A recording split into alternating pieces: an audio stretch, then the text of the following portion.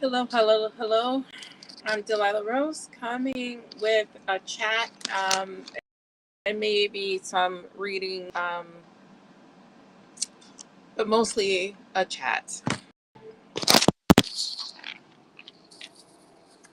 Hello, hello, hello. I'm sorry, I didn't realize I didn't have my mic plugged in. Delilah Rose coming with a chat and maybe a reading or readings, but mostly a chat. I just want to talk because I just need to talk things out and not necessarily with anyone I know, but just with the universe. And I'm just really talking through some of my experiences at this time because I'm kind of having a rough day. Not kind of, I'm having a rough day. You know, when you're a spiritual person, not kind of, you know, you have a feeling, you have an inkling about when things are going to happen, right? So I know when things are going to happen, but sometimes you're still unprepared for what happens, you know. So I got word today that a former coworker and a friend passed away suddenly, and this is somebody who could have retired early. She uh, kept working because she wanted to be around people, um, and so she worked and worked and worked, and she decided to retire about 2.5 years ago, just before the pandemic. And it was a sudden death. It was not expected, and that seems to be a theme in my life: sudden deaths. Right. So if I recount going backwards, I've had several sudden deaths in my life. So we begin with my father. My father wasn't ill for very long, and then he died unexpectedly when I was 12 years old. And then we have my mother, who had a stroke when I was uh, 23, 24 years old, and she had a stroke in my arms. And so my mother's last words were spoken to me. And so that was a sudden death. And then we fast forward to my best friend who died of a brain aneurysm. Went into her kitchen, opened the refrigerator, and she passed away suddenly. Um, and then we go a year later, and this is pretty recent, right? So my friend, I want to say, died 5 years ago. My brother-in-law died about 4 or 5 years ago, and he was a sudden death. He died of a blood clot that traveled to his heart and killed him. And now it's 2022, and I'm dealing with a sudden death. And this sudden death brought all types of emotions out of me today. First was shock, I was feeling numb, and then it was crying and emotion, and then it was, why does this keep happening to me? And when I give readings, I like to tell people to look at the repetitions in their life and try to figure out why certain situations happen to them repeatedly. And here I am today reflecting on, what is my lesson here, right? Because right now I can't see past the grief, and I know there's a lesson here, and I know there's a lesson that can help other people. So whether you're watching me live or watching me on the replay, I know that there's a lesson here, uh, that is not only meant for myself, it's meant for other people. And I wanted to jump on here and try to figure that out, not only for myself, but maybe for others. So Is it to push past the pain? Is it to understand that life is short and maybe I should take the bull by the horns? I just don't know. I don't know what that is. But because I have so much faith in my spirit guides and in my spirit team and in God number one, my spirit team number two, I know there's a lesson I need to learn here. And I'm going to try to figure that out. Um, and I've had people, I've been on for about 6 minutes. This topic is really heavy. So I see people keep jumping in and off of this live because this is not my typical live. And so maybe it's not meant for people who are looking for readings. I'm willing to do them. Um, but it's a part of the bigger audience, whoever's going to hear this after. And that's the people I feel that needs to be reached. Grief is at the end of every trauma. So I've had to deal with abuse in my life.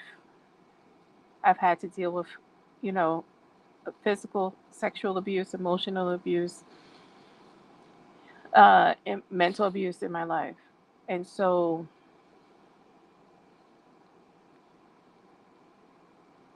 and so at the be- at the end of it, the beginning and the end is a grief. What am I grieving? What did I lose during that abuse? What did I lose during those actions? And the truth is that I lost a little part of me at every stage of it. And I am fighting to get all of it back because I am not going to leave this earth at 50% of me. I came in as 100%, and I'm going to leave at 100%. And so my journey in my spiritual life is to fight for every bit that was stolen from me, especially during my innocence. You know, you feel cheated in life, and that is a grief. What I mourn is my innocence. What I mourn is my stolen relationships because of the abuse and me having trust issues. What I mourn is me passing forward traits of that abuse to my child. And to me passing forward any abuse to my child or any traits of abuse to my child is probably the most damaging and what gives me the most grief. Because, like most of us, we have our children, we have our children and want to do better by them, right? None of us want to have our children and pass along the BS that we've been through. None of us want to move forward and pass on the grief we've been through. My job here is to give my kid a better life. And she's 23 years old.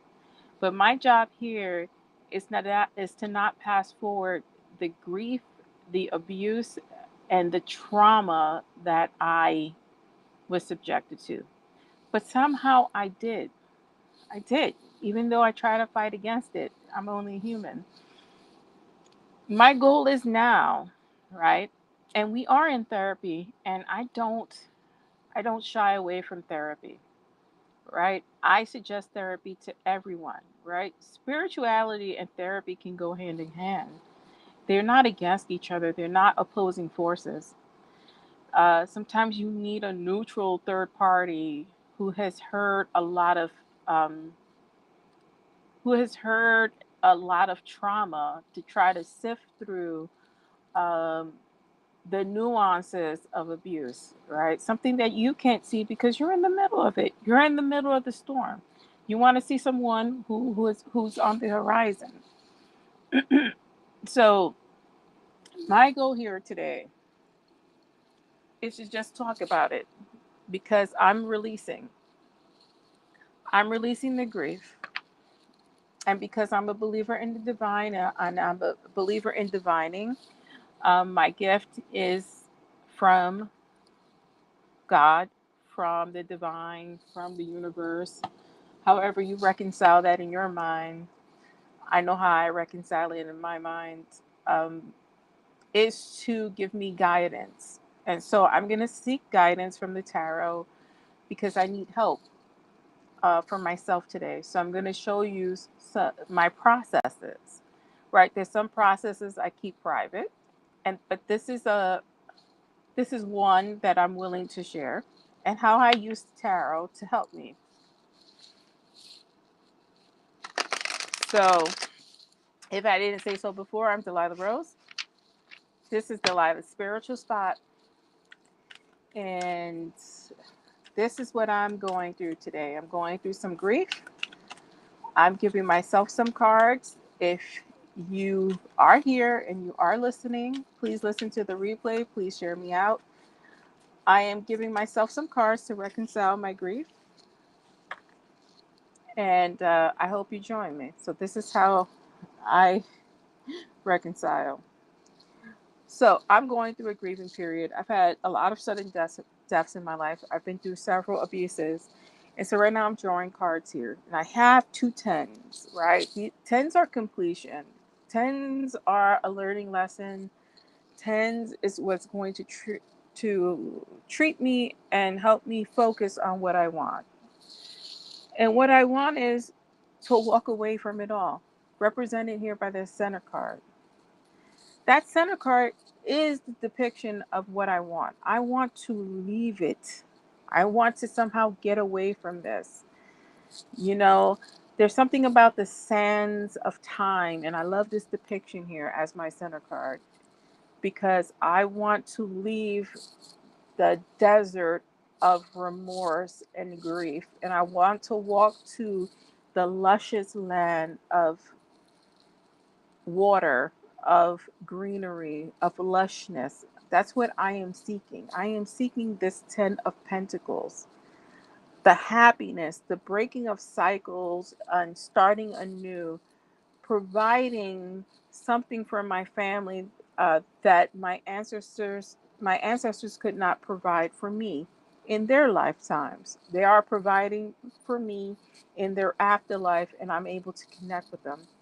So this is what I'm seeking. I'm seeking solace. I'm seeking a new beginning for my family. When we have swords, swords is our mental state. And I am going through it mentally right now because I am in grief. And we have the Eight of Swords.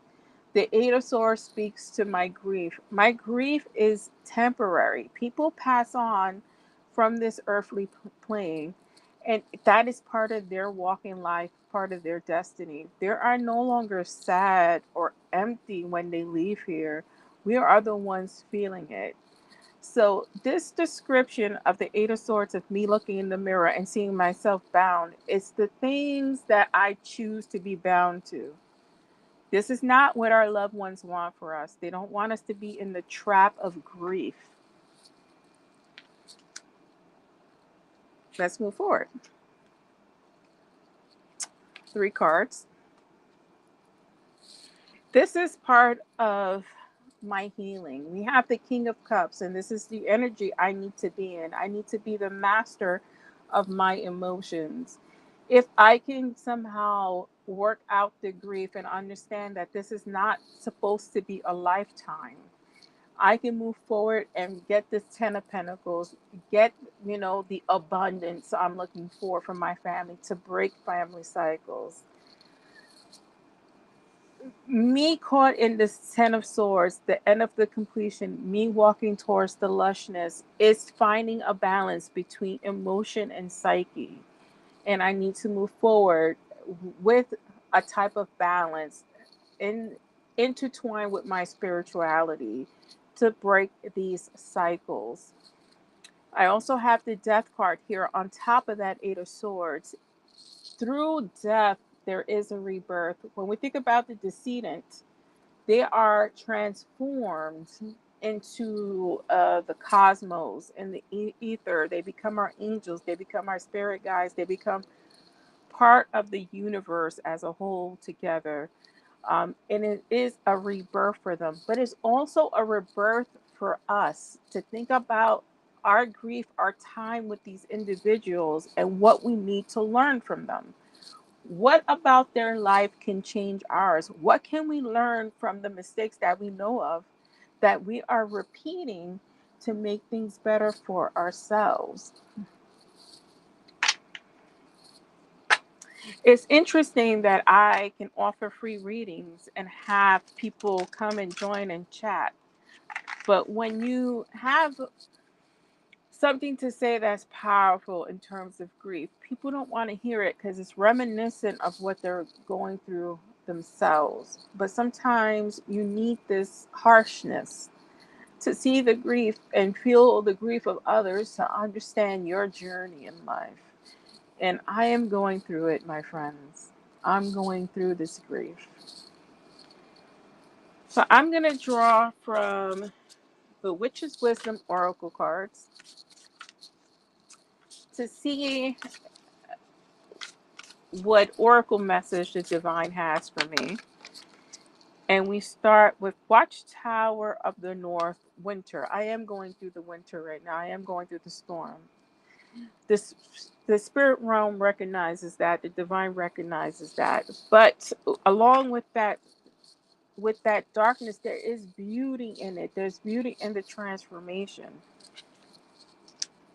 I got cauldron, containment, right?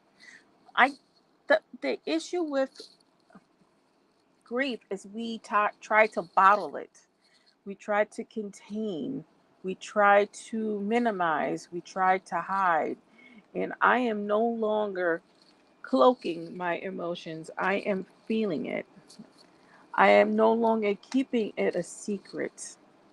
It's no longer in my book of shadows. It's something that I'm practicing. It's something that I'm putting out into the universe.